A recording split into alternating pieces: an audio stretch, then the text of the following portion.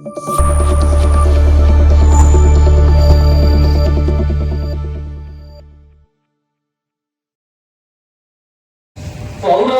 జెండా పట్టుకొని నిలబడ్డ సంస్థ పౌరాకుల సంఘానికి జేజేలు అని పాటలు పాడిన సందర్భం. నిజంగా పౌరాకుల సంఘానికి ఒక నేపథ్యం ఉంది. రక్తం మడుగులో మొలకెత్తిన సంఘం. ఆనాడు ఒక నలుగురు మేము మా శక్తి కొలది నడుచుకుంటూ 50 మైళ్ళు దాటాం. కేసిండల్లా ఆ రోజు దేంతోనైతే ఆ మేధావులు మొదలు పెట్టారో శ్రీకాకుళోద్యమంలో విచ్చలవిడిగా విచక్షణారహితంగా ప్రజా ఉద్యమకారులను పొట్టన పెట్టుకొని తుపాకులెత్తి కాల్చి చంపిన సందర్భంలో మరి దాన్ని ఎవరు ఖండించాలి? అప్పుడు జరుగుతున్నది, ఆ తర్వాత జరిగింది కూడా. పట్టుకెళ్ళి దాదాపుగా 1965 నుంచి 73 50 సంవత్సరాల నుంచి మొదలైన పోరాటం ఇంకా కొనసాగే పరిస్థితి ఉంది, చేయాల్సిన పరిస్థితి కూడా ఉంది. దీనికి నేను ఒక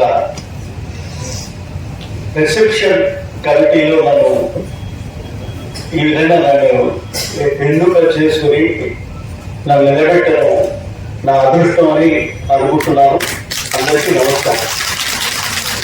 పౌర హక్కుల సంఘం ఈ మూడిటి పెద్ద సమస్యలు. ఒక సమస్య కాదు, పౌరులు సమస్య, హక్కులు సమస్య, సంఘం ఇంకో సమస్య. మరి ఈ 3 సమస్యల నుంచి మనం ఎట్లా డీల్ చేయాలి, పరిస్థితులు ఎట్లా మనం అర్థం చేసుకోవాలి, ఏం చేయాలి అనేది మన ముందున్న ప్రశ్న. జవాబు ఎట్లా ఉండాలి అనేది అందరం కలిసి చర్చించి నిర్ణయించుకోవాల్సిన విషయం. కనుక నేను ఏం చెప్పగలను దాని గురించి.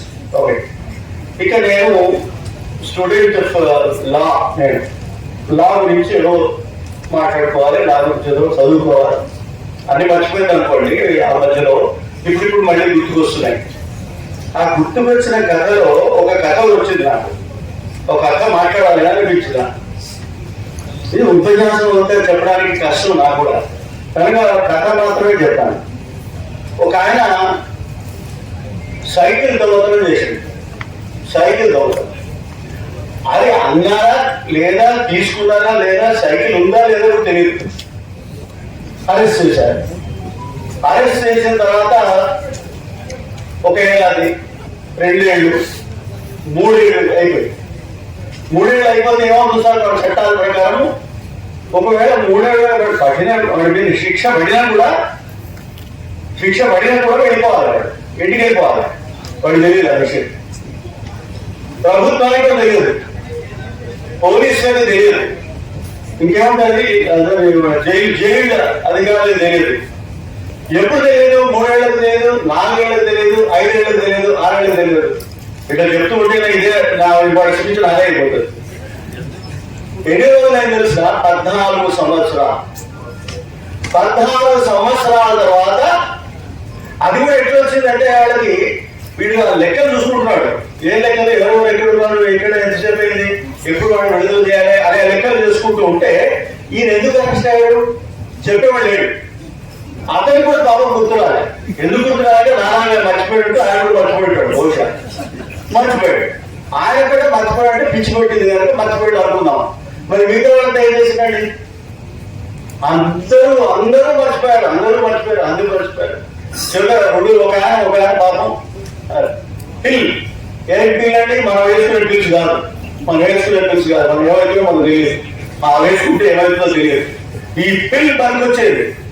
ఈ పిల్ ఇప్పటికి కూడా పనికి వచ్చే ఒక గొప్ప తనం, గొప్ప శక్తి పిల్లో ఉంది. పిల్లని చంపేస్తున్నారు, వేరే తర్వాత ఆలోచిద్దాం. ఆ పిల్లని అడిగితే వీడు అసలు ఏ కేసులో ఈయన అరెస్ట్ చేశారు, ఎన్నాళ్ళ తర్వాత ఈ కేసులు ఇతన్ని వదిలేస్తారు అని అడిగితే అది సుప్రీంకోర్టు దాకా పోవాల్సి వచ్చింది. ఏమిటి సుప్రీంకోర్టు పోవాలంటే? సుప్రీంకోర్టు దాకా పోయిన తర్వాత వాళ్ళు అన్నారు అది అసలు విషయమైన పాయింట్ ఇదండి.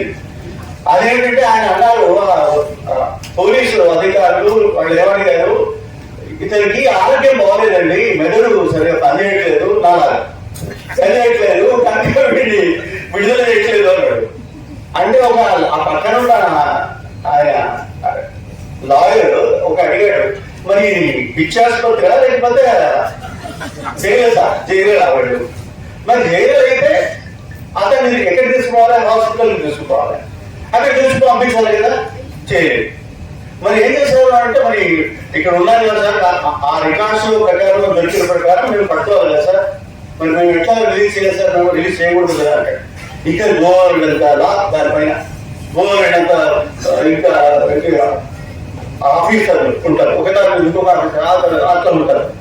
చివరికి సుప్రీంకోర్టే అది ఏమీ లేకపోయినా ముందు ఈ కేసు ఉందో లేదో కూడా తెలియని ఈ కేసులో ఉన్న ఈ కేసులో ఇది కనీసం ఒక ఎంత 30,000 ఇచ్చారా వదిలేయండి అని అడిగారు. 30,000 అండి, దాని విలువ 30,000. ఎన్నేళ్ల తర్వాత అండి? 14 ఏళ్ల తర్వాత. ఇది మనం సాధించిన విజయం. ఈ పీరియడ్ లేకపోతే ఇది కూడా వాళ్ళు అందులోనే ఉంటాడు, ఆయన నిజపోయాడు లేదు. ఇంకొక చిన్న వాళ్ళకి ఎగ్జాంపుల్ చెప్తాను, చెప్పేసి వదిలేస్తాను. అదేంటంటే, ఆ పక్కన ఈ జైళ్ళలో ఉన్నప్పుడు ఒక ఆయన తక్కువ ఆయన అడిగాడు, ఏంట్రా నువ్వు ఎందుకు జైల్లో ఉన్నావు అని అంటే, నాకు తెలియదు సార్, ఎప్పుడైనా నాకు తెలియదు సార్. ఇంకో కేసు ఏమైంది సార్ అంటే అతను ఏమన్నాడు, మాకు తెలియదు సార్ అని అంటే అతను అడిగారు, వాడికి తెలియదు, వీడికి తెలియదు, ఎవరికి తెలియదు అక్కడ వాడికి. చివరికి వాడు కూడా గుర్తుపెట్టాడు, అప్పుడు లోపలికి వచ్చినాడు, వచ్చి ఏం గుర్తుపెట్టాడంటే, అయ్యే మీ నాయన ఉండేది కదా అక్కడ, మీ నాయన మీ నాయన ఇక్కడ ఉండేది కదా మీ నాయన అంటే, మా నాయన అవునా, ఏమండి మీ నాయన చచ్చిపోయి చూసాం మీ నాయన అంటే, అవునా మీ నాయన చచ్చిపోయా, కాదు నువ్వే చచ్చిపోయినది దానికి ఇన్ఫర్మేషన్ వచ్చింది మాకు. ఎవరు ఈయన ఆ జైల్లో ఉంటుంది చచ్చిపోయినట్టు వాళ్ళు చెప్తున్నారు. ఎందుకంటే నేను బతుకున్నట్ట చచ్చిపోయినట్ట తెలియకపోతే అప్పుడు వాళ్ళే అడుగుతున్నారు చివరికి, ఇతను ఎందుకు చచ్చిపోయాడో, ఏ కేసులో వచ్చాడో, నువ్వు చచ్చాడో బతికాడో తెలియని పరిస్థితిలో ఉంటే కొందరు తీసుకుపోయి అక్కడ ఊళ్ళో వెతికితే అయ్యో వీడు నా వాడు, వాడు నా వాడు, వీడు ఊరితో గుర్తుపెట్టిన ఎట్లా గుర్తుపెట్టా అని చెప్తే వాడని తెలిసిందండి. ఇది మన దేశం, ఇట్లా ఉన్న మన దేశం. ఇంకా పౌర హక్కులు అంటే ఏం మాట్లాడాలి దాని గురించి? పౌరులు అంటే ఎవరండి? ఎవరో తెలియదు. ఎందుకంటే వాడు అసలు జైలు పోయిన వాడా, వచ్చిన వాడా తెలియదు, చచ్చిపోయిన వాడా తెలియదు, బతికిన వాడా. ఇక హక్కులు, వాడి హక్కులు ఏం మాట్లాడంటే, 14 ఏళ్ళు వాడు జైల్లో ఉన్న తర్వాత బయటకు వచ్చినవాడు, ముగ్గుదా వాడు ఇప్పుడు నేను అన్నమాట వ్యక్తి 60 ఏళ్ళు తర్వాత బయటకు వచ్చినాడు. ఎందుకు వచ్చాడంటే వాడు గుర్తుపెట్టాడు కనుక, వాడు నాయకుడు ఉన్నాడు, వీడు చచ్చిపోయిన వాడు అని చెప్పడానికి. ఎగ్జాక్ట్ ఇయర్స్ తప్పు కావచ్చు, కానీ తర్వాత ఇన్ఫర్మేషన్ మాత్రం ఇదే. తర్వాత చెప్తాను మీకు, ఎప్పుడైనా ఒరిజినల్ కంప్లీట్ ఇన్ఫర్మేషన్ కూడా తర్వాత ఇస్తాను. ఇది పరిస్థితి. ఇప్పుడు ఏం చేయాలండి? ఇప్పుడు ఒక మాట చెప్పాలి, ఒక చిన్న మాట చెప్పేసి వదిలేస్తా. ఒక కుక్కకు పిచ్చి పట్టింది, కుక్కకు పిచ్చి పట్టగానే ఏం చేశారంటే వాళ్ళందరూ పట్టుకుందామని వెతుకుతున్నారు, జైలుకి తీసుకుపోతా ఉన్నారు. అక్కడ అంటే మనం హాస్పిటల్ అనుకోవద్దు, ఇక్కడ జైలు అనుకోవాలి. ఎందుకంటే నిన్న గతంలో వదులుతుంది కదా, అందుకని చెప్తున్నారు అన్నమాట. అక్కడ అందరూ భయపడ్డారు, ఏంటో ఇది అని. అయితే అందరినీ పట్టుకొని లోపల పడేస్తారంటున్నారు చెప్పగానే, ఇది కథ అనుకోండి, కథ ఇక్కడ ఇది అక్కడ ఈ ఆవులు అనుకోని భయపడ్డారు. అయ్యో మనం కూడా పట్టుకుంటున్నారు వాళ్ళు భయపడి ఆవులు కూడా పరిగెత్తిపోయాడు. మన ఆవుల గురించి తెలుసు కదా, మనం చాలా గొప్పలు కదా ఆవులు. ఆయన అనుకోని దాన్ని కూడా అరెస్ట్ చేసిన కూడా వేశారట. ఎందుకు సార్ అరెస్ట్ చేశారు అంటే, ఆ పక్కన ఏనుగు ఉందిట, ఆ ఏనుగు చూస్తే వాడిని అరెస్ట్ చేశారంటే నన్ను కూడా అరెస్ట్ చేస్తారు కదా, వాడిని కూడా భయపడ్డారట. భయపడితే చివరికి అందరికీ శిక్షణ వేస్తారేమో అని భయపడి ఒక ఆయన ఉన్నాడు, నారాయణ వాడు, నా ఫ్రెండ్ వాడు కూడా అన్నాడు, రూల్ ఆఫ్ లా ఉంటుంది సార్, ఆ రూల్ ఆఫ్ లా అట్లా చేరువాడు, అట్లా చేరువాడు అంటే సరే బాగానే ఉంది, కానీ ముందంటే నేను జైల్లో ఉండాలి కదా, 40 ఏళ్ళలో ఉండాలి, 35 ఏళ్ళు ఉండాలి, 60 ఏళ్ళు ఉండాలి తెలియదు కదా. ఆ తర్వాత రుజువు అయిన తర్వాత మేము మేము ఆవుగా, మేము ఏనుగా, మేము పిచ్చి కుక్క, పిచ్చి లేని కుక్క, మంచి కుక్క తెలియదు. ఇది మన దేశం, ఇది మనం ఇట్లా ఉన్న పరిస్థితి. ఇక ఇంకొక మాట చెప్పాలి. ఇప్పుడు రోజు మనం పత్రికలు తీయంగానే మనకు పడతాయి, కొన్ని పత్రికలు జీవితం నుంచి పడిపోతాయి. అంటే అవి ఏమిటంటే అవి అడ్వర్టైజ్మెంట్స్, అంటే ఏమంటారు వాటిని ప్యాంప్లెట్స్ వస్తాయి. మరి ఆ ప్యాంప్లెట్స్ పట్టుకున్న పేపర్ ఉన్నది సౌత్, దానివల్ల మనం మధ్య ఏమంటారు ఫోర్త్ ఎస్టేట్. ఆ ఫోర్త్ ఎస్టేట్ దేంట్లో ఉందంటే ఆ మధ్యలో ఉంటాయి. ఈ ఫోర్త్ ఎస్టేట్ ఫోర్లో మధ్యలో ఉంటాయి ఆ క్యాండిడేట్. అవి చదవాలి మనం. అవి కలర్ఫుల్ గా ఉంటాయి, రంగులుగా ఉంటాయి, పొడుగ్గా ఉంటాయి, దీంతో సమానంగా ఉంటాయి. పేపర్ ఎంత సమానంగా ఉంటుంది. అది మన ఫోర్త్ ఎస్టేట్. ఇంకా ఇంకొక 2 ఎస్టేట్స్ గురించి చెప్తా, కొంచెం చిన్నగా చెప్పేసి ముగిస్తా. ఇక ఫోర్త్ ఎస్టేట్ గురించి నేను చెప్పను. ఎందుకు చెప్పాలంటే ఇప్పుడు చెప్పింది అదే కదా మరి, కనుక చెప్పను. ఇక ఇంకో ఎస్టేట్ ఏమిటంటే ఎస్టేట్ అయితే నిజంగా ఎస్టేట్ ఏమిటంటే భూమి, అది ఎస్టేట్. ఆ భూమిలో అమ్ముతారు, భూమిలో కొనుక్కుంటారు. కొనుక్కున్నాడు, అమ్ముకున్నవాడు దాని గొడవలు, కేసులు ఉంటాయి, మళ్ళీ కోర్టులు, అవన్నీ మళ్ళీ ఇందులోకి వెళ్ళిపోతారు. ఇంకో ఏమంటారు జ్యుడిషియరీకి వెళ్ళిపోతారు. మళ్ళీ వెళ్ళండి లెజిస్లేచర్ లో మొదలు దేవుళ్ళు ఉంటారు, చాలా గొప్ప దేవతలు ఉంటారు. వాళ్ళు ఎవరంటే ఎంపీ. ఆ ఎంపీలతో కొంచెం చిన్న దేవతలు ఉంటారు, వాళ్ళు ఎమ్మెల్యే. ఇక వాళ్ళు ఏం చేసినా వాళ్ళు గెలుస్తూ ఉంటారు, వస్తూ ఉంటారు, మళ్ళీ వస్తారు. ఒకవేళ ఓడిపోయినా కాదు, ఒకవేళ రిజైన్ చేసిన తర్వాత కూడా మళ్ళీ గెలుస్తారు. వాళ్ళని ఏమీ అడగాల్సి చేయలేదు. వారు లెజిస్లేటర్. ఇక ఒక ఆయన ఉన్నాడు, ఆయన పేరు గుంపు మేస్త్రి అట. గుంపు మేస్త్రి వ్యక్తి మాట్లాడదలుచుకోలేదు. ఆయన ఏం చేశారంటే ఒక గుంపు మేస్త్రి ఉంటే చాలట, అతనంటే అన్ని నడిచిపోతాయి, అన్ని కార్యక్రమాలు నడిచిపోతాయి. ఇప్పుడు మనకు కావాల్సింది గుంపు మేస్త్రి. మనకు కావాల్సిన వాళ్ళు 4 ఎస్టేట్స్. ఇక అసలు ఎస్టేట్ ఏంటంటే రియల్ ఎస్టేట్.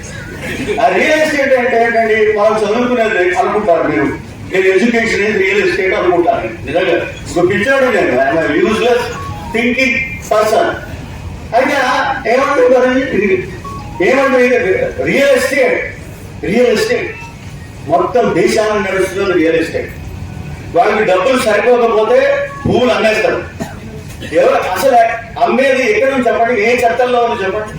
ఏ రాజ్యాంగంలో ఉంది చెప్పండి? హక్కులు ఏ రాజ్యాంగం కింద రాసింది? ఏ చట్టంలో రాసింది? ఏ ఆర్టికల్లో రాసింది? ఈ హక్కులు కాదు, భూములు అమ్ముకునే హక్కు ఎక్కడుంది? ఇంతవరకు దానికి జవాబు ఇచ్చేవాడు లేడు, అడిగేవాడు కూడా లేడు. జస్టిస్ అడగారు, జర్నలిస్టులు అడగారు, ఎవరు అడగారు, వాడికి చెప్పిన అర్థం కాదు. ఇది మన రియల్ ఎస్టేట్.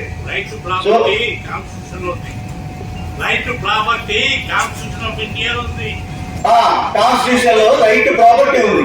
అంటే ఏ భూమి? ప్రభుత్వ భూమి అమ్మేయచ్చు. ఇదన్నమాట రియల్ ఎస్టేట్ లో ప్రభుత్వ భూమి కూడా అమ్మేయచ్చు. ఎక్కడ ఉన్నది? ఒక పైన ఉండే కొండలు ఉంటాయి, కొండలు రియల్ ఎస్టేటా? సార్ ఏంటి సార్ ప్రశ్న దీనికి?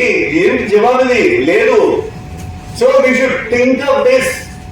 దాన్ని ఒకసారి ఏం చేశారంటే ఒక దాన్ని ఏమంటారు సిఏజీలో మనం పెట్టారు ఒకసారి. మళ్ళీ నేను రాలేదు కూడా, వేరే విషయం. ఆ సిఏజీలో పెడితే నేను అడిగాను, ఇట్లా మీరు హక్కులలో ఎక్కడ కూడా మీ లెక్కలో, డబ్బుల లెక్కలో ఈ భూములు అమ్మడం అనే విషయం ఎక్కడ మీ దగ్గర ఉందా అని అడిగినా. ఆయన ఫస్ట్ టైం అవును సార్, ఇంకా ముందర రోజుల్లో అవునా అట్లా ఉంటుందా సార్? ఎవరైనా అమ్మకూడదా? అమ్మకూడదు. మరి ఎక్కడ ఉంది ఇది? భూమి అమ్మే అవసరం ఎక్కడుంది? వీళ్ళ గురించి మాట్లాడతాను నేను. ఎవరు కొనుక్కునేవాడు, ఇల్లు కొనుక్కునేవాడు, అపార్ట్మెంట్ కొనుక్కునేవాడు, వాడి గురించి మాట్లాడలేదు brother. I'm talking about the government property.